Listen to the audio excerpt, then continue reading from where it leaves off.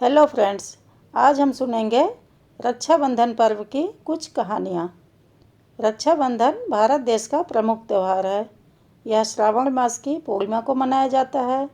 इसे नारियली पूर्णिमा भी कहते हैं। जब भगवान वामन रूप में राजा बलि के पास आए, तब भगवान ने राजा बलि से 3 पग धरती मांगी थी। भगवान ने 2 ही पग में संपूर्ण पृथ्वी और आकाश को नाप लिया।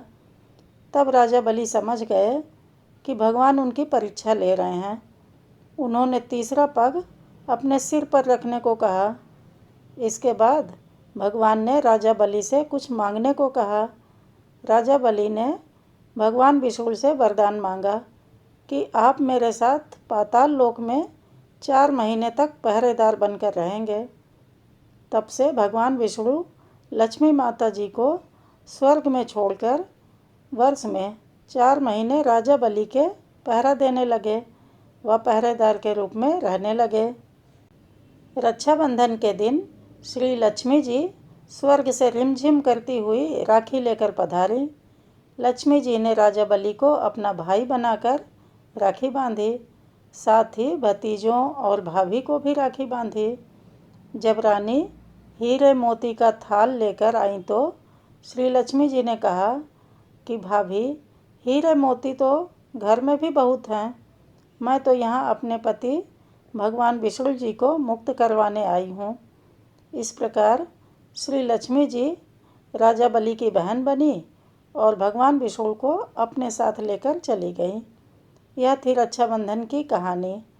हम यहाँ पर जानेंगे एक और प्राचीन और पौराणिक रक्षाबंधन की कहानी के बारे में। एक बार भगवान श्री कृष्ण के हाथ में चोट लग गई और हाथ से खून बहने लगा। जब द्रौपदी ने देखा तो उन्होंने तुरंत अपनी धोती से कपड़ा फाड़कर पट्टी कर दी। तब श्री कृष्ण इस बंधन के ऋणी हो गए और जब दुशासन द्रौपदी का चीरहरण करने की कोशिश कर रहा था, तब श्री कृष्ण ने द्रौपदी की रक्षा की व लाज को बचाया।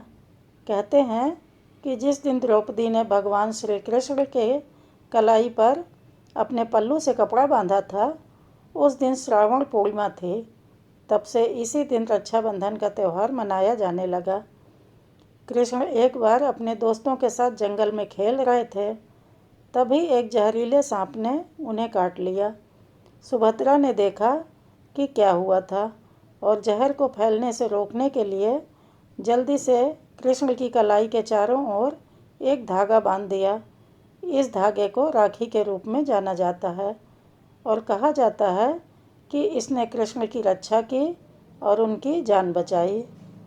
सुभद्रा की बहादुरी और निस्वार्थता के सम्मान में कृष्ण ने हमेशा के लिए सुभद्रा और उसके परिवार की रक्षा करने का वादा किया। उस दिन से रक्षाबंधन की परंपरा का जन्म हुआ और भाइयों और बहनों ने एक दूसरे के लिए अपने प्यार और सुरक्षा के प्रतीक के रूप में राखी का आदान प्रदान करना शुरू कर दिया। तो फ्रेंड्स, कैसी लगी मेरी कहानियाँ? अगर अच्छी लगी हो तो इसे लाइक करिए, शेयर करिए दोस्तों में और चैनल को सब्सक्राइब करना ना भूलें। Thank you for watching.